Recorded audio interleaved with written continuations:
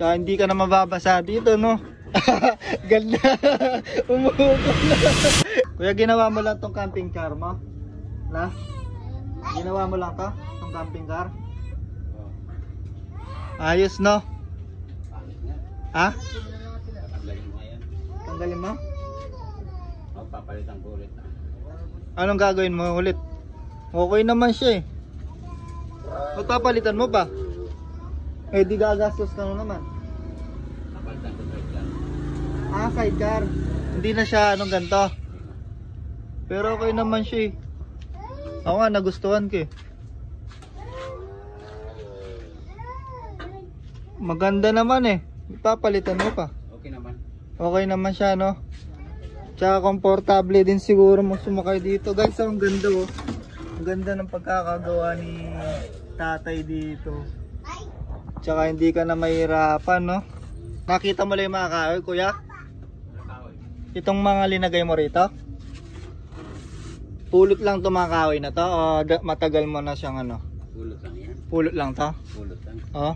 Pero matibay siya, no? Ayan guys, oh, ano siya, oh. Gawa siya sa kahoy. Tsaka hindi ka na mababasa dito, no? Ganda. Umuugong na. Umuugong eh. Papa-welding mo na ng bakal. Ano tong, anong brand to? Badya? Kawasaki, no? Oo. Ang ganda guys mga boss, oh. Ang ganda ng, ngayon lang ako nakakita ng gantong sidecar, tricycle, camping car ni tatay, no? Lupit.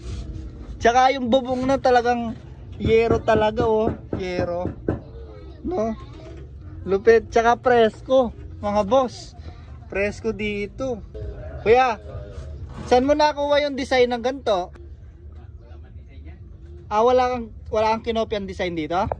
Wala siyang kinopyan design dito. Sarili niya lang talagang disenyo ang pagkakagawa nila dito. Ang ganda ng mga boss, no? Ang ganda ng camping car ni tatay. Tingnan natin sa malayuan mga boss. Ayan, no? Mapapawaw ka eh. Oh. Ah, naglilinis siya ng aircon. Naglilinis ka ng aircon, kuya? Aircon, naglilinis siya.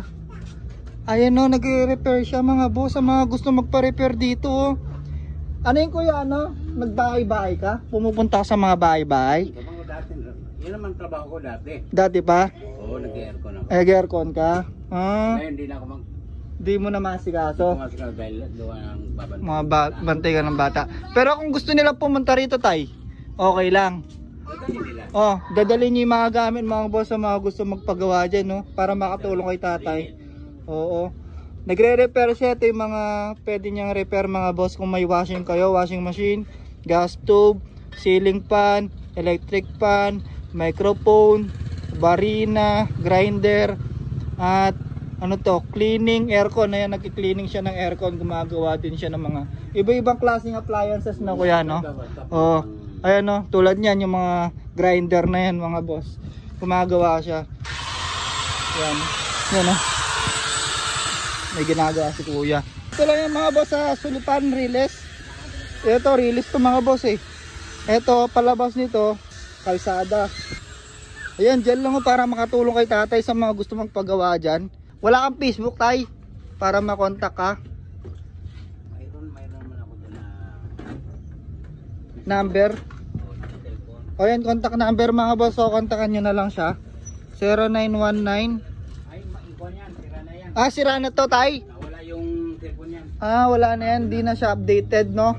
Oo, nawala. Paano ka makokontak kung may magusto? Bago. Anong bago mo number? Para makakontak ka, no? Ano rin siya, mekaniko ka rin, di ba tay? O, mekaniko rin si tatay. Contact number. Naman. Yan, Noel. Yan lang. Yan mga boss, number niya. Sabihin natin. Kuya Noel, 0963-179-6417.